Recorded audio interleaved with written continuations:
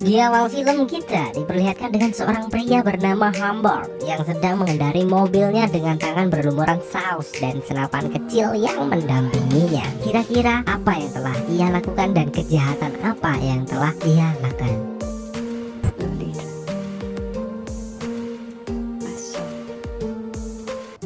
Kemudian scene berganti di tahun 1921 saat umur Hamburg 24 tahun. Ia mempunyai kekasih yang sangat ia cintai. Mereka sudah sangat dekat, sering menghabiskan waktu bersama hingga di suatu hari tiba-tiba kekasihnya meninggal terserang penyakit, dan tentu saja hal itu membuat Hamburg menjadi sad boy sejak dini. Setelah dewasa, Hamburg mendapat tugas mengajar di Universitas Berkeley Amerika, dan ia berencana menginap di rumah teman mendiang pamannya yang bernama McCekos. Namun saat Hamburg tiba di sana, rumah itu sudah hangus terbakar. McCekos menyuruh Hamburg menemui janda muda anak satu bernama Charlotte yang menyediakan rumah sewa. Tante Charlotte mengajaknya berkeliling menjelaskan ruangan-ruangan di rumahnya. Namun Hamburg merasa kurang nyaman, ditambah biaya sewa yang terbilang mahal untuk masa itu. Namun Charlotte berusaha meyakinkan Hamburg dan memperlihatkan tamannya yang asri, hingga pandangan Hamburg terfokus ke gadis kecil yang sedang basah-basahan manja.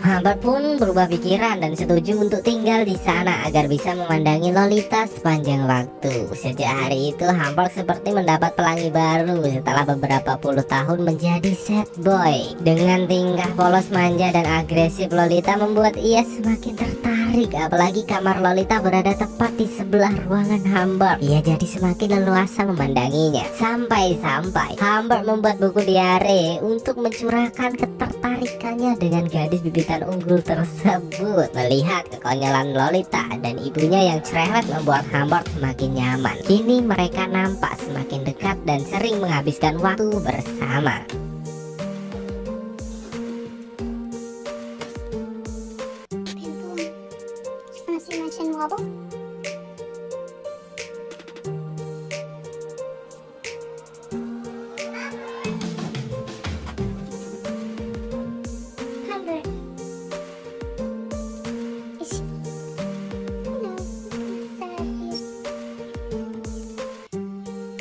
Namun kebahagiaan itu tak bertahan lama hingga Nyonya Charlotte memindahkan Lolita ke sekolah asrama. Charlotte melakukan hal itu karena ia menyukai Hamburg dan ia tak ingin Lolita mengganggunya. Saking dekatnya dengan Hamburg, saat mau berangkat Lolita berlari menghampirinya dan mengucapkan salam perpisahan yang terakhir. Atas kepergian gadis gemoy itu tentu saja membuat Hamburg kembali kesepian.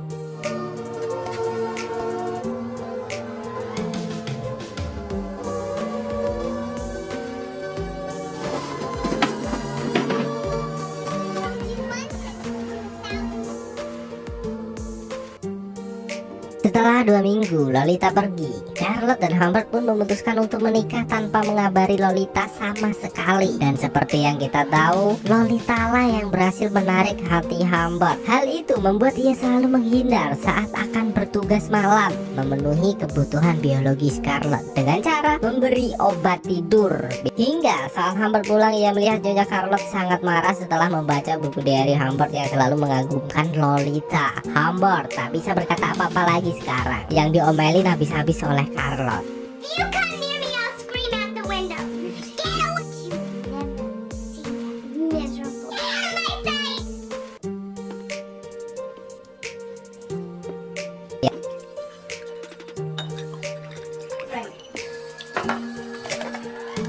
Tak berselang lama setelah itu, Hamburg menerima sebuah telepon yang memberitahu bahwa Charlotte telah tewas. Tentu saja Hamburg tak mempercayainya karena tadi baru aja ngomelin aku. Namun setelah ia keluar dari rumah, betapa kagetnya ia melihat Charlotte telah terbujur kaku. Menurut info dari Kementerian Agama, Charlotte menabrakkan dirinya ke mobil yang melintas hingga seperti ini. Namun di tengah kekagetannya itu, tiba-tiba seorang anak kecil menyapanya memberikan surat untuk Hamburg.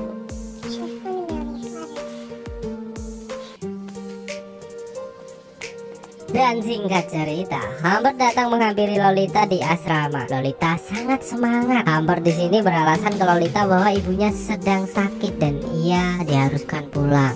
Di perjalanan ini, ayah tiri dan anak tiri itu menjadi semakin dekat. Bahkan Lolita tak segan-segan ganti baju dan menciumi Humbert. Humbert lalu mengajak Lolita menginap di sebuah hotel. Awalnya Humbert di sini berniat baik, telah memesan 2 kamar. Namun karena mereka datang terlambat, resepsionis memberikan kepada orang lain dan dia kini harus sekamar dengan Lolita. Waduh.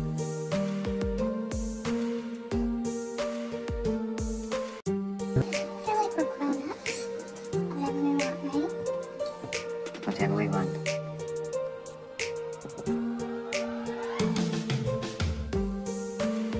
Bahagia pun mereka lalui bersama, tidur bersama, makan malam bersama, bagaikan suami dan istri yang sudah sama-sama dewasa. Padahal si Lolita masih bocil. Kemesraan ini jangan cepat berlalu. Siapa yang gak awet muda coba kalau gini, ya kan? Bangun tidur ngeliat wajah cantik sama servis rutin setiap hari, kan enak. Di tengah-tengah kebahagiaan itu ada satu momen di mana Humbert bertemu dengan seorang pria bernama Quilty di balkon dan menanyakan tentang Lolita kepadanya. Entah apa maksud pria itu, namun nampaknya ia juga tertarik dengan kegemoyan Lolita.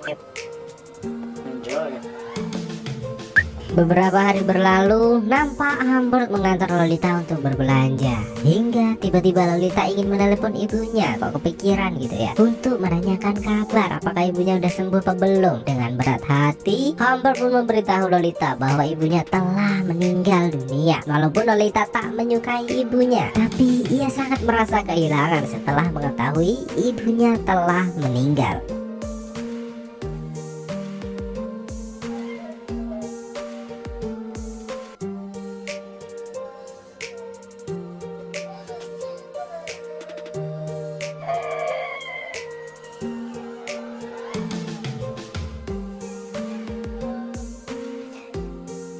Karena di kota Lolita sudah tidak mempunyai siapa-siapa, Humbert mengajaknya ke kampung halaman agar bisa menjalani hidup baru dan servis setiap hari. Di perjalanan, Lolita selalu mengganggu Humbert yang sedang mengemudi. Sampailah Humbert dan Lolita di Bradley College, kampung halaman Humbert. Nampak mereka semakin dekat, selalu menghabiskan waktu bersama, dan kini ya Humbert sudah berani melucuti Lolita. Bahkan sembari membaca komik pun mereka masih sempat-sempatnya untuk saling memuaskan. Di dua pribadi berbeda. Satu sisi dia menyukai gadis kecil tak berdosa ini, di sisi lain ia harus menjadi ibu Lolita menggantikan ibunya yang telah meninggal. Dan kini Lolita meminta untuk mendaftarkan dirinya masuk ke Akademi Battler, sekolah pentas drama, karena Lolita merasa mempunyai bakat di sana. Awalnya Humbert tak menyetujui hal itu dengan beberapa alasan, namun rayuan maut Lolita membuat Humbert tak bisa menolaknya. Lolita memandangi Humbert dengan tajam,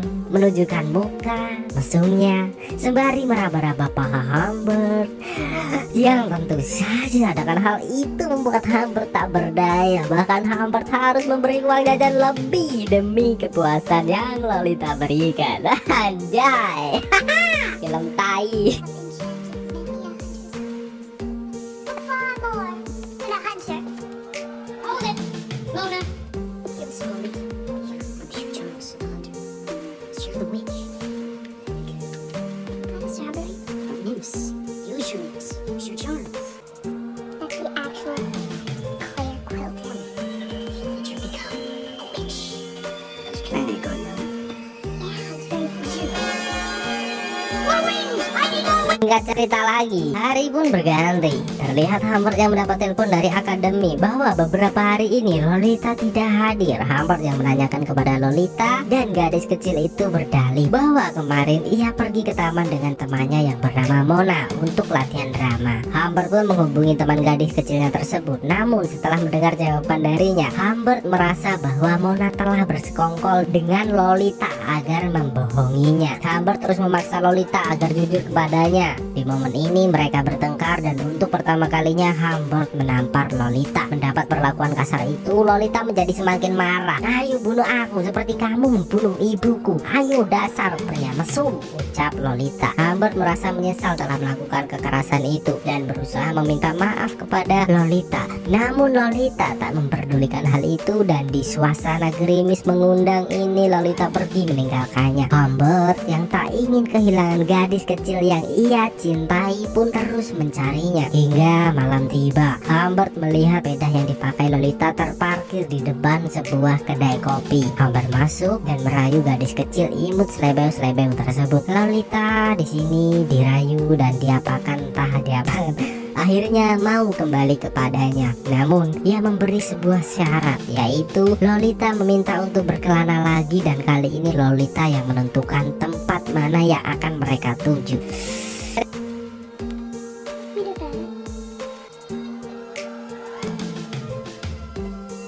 Di pagi yang cerah mereka pun memulai perjalanannya. Lolita berkata kepada Humbert bahwa ia ingin pergi ke 3 tempat, yaitu Well, menghadiri upacara, Elphinstone dan Bukit Red Rock untuk mendaki. Jadi 3, Well, Elphinstone dan Bukit Red Rock itu. Di perjalanan ini awalnya baik-baik saja hingga Humbert merasakan ada seseorang yang mengikuti mereka. Ambil kertas dan catat, itu Lolita, ucap Humbert. Hingga saat berhenti di sebuah pom bensin, Humbert melihat seseorang menghampiri Lolita. Tentu saja ia sangat panik dan segera menghampirinya. Namun bagai ditelan bumi, pria itu dengan cepat menghilang. Humbert menanyai Lolita siapa yang menghampirinya. Namun seperti yang kita tahu, gadis selebeu-selebeu tetew ini tak pernah memberi kejelasan dan hanya cengengesan.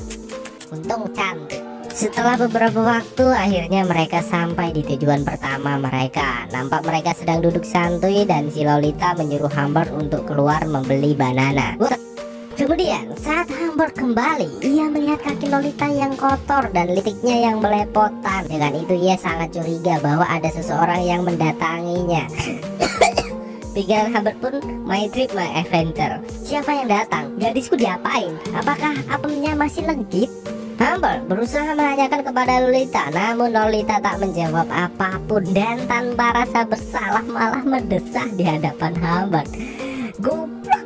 Tak terasa malam pun tiba. Humbert terbangun dengan keadaan telanjang tanpa busana dan terbayang-bayang ketakutan dihantui seseorang. Dengan itu Humbert mengambil senapan yang telah lama disimpannya untuk melindungi diri dan gadis kecilnya tersebut. Merasa tempat ini kurang nyaman, Humbert dan Lolita pun melanjutkan perjalanannya. Kini ia berada di tujuan kedua, yaitu kota kecil pabrik susu Boyolali. Namun saat Humbert memesan penginapan, nampak Lolita yang merasa kurang sehat. Humbert pun dengan cepat membawanya ke rumah sakit untuk dirawat. Saat Humbert ingin menunggu Lolita, dokter di sana menyuruh Humbert untuk pulang beristirahat. Setelah melewati beberapa hari yang cukup panjang dan melelahkan, akhirnya Humbert menyetujui saran dokter tersebut untuk pulang. Pagi pun tiba, nampak Humbert menelepon rumah sakit tempat Lolita dirawat untuk menanyakan perkembangan Lolita. Resepsionis itu mengatakan bahwa ada seseorang laki-laki bernama Gustova yang mengaku sebagai paman Lolita dan telah melunasi semua tagihan rumah sakit. Mendengar hal itu, Humbert sangat cemas dan bergegas pergi ke rumah sakit tersebut. Sesampainya di sana, Humbert menanyakan ke semua perawat di sana dan membuat kekacauan. Bahkan ia juga menghajar dokter di rumah sakit tersebut.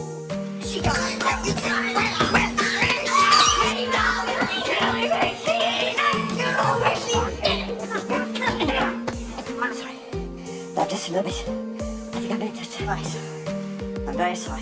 Please forgive me. I'm fine. Please, I'm sorry. I'm sorry.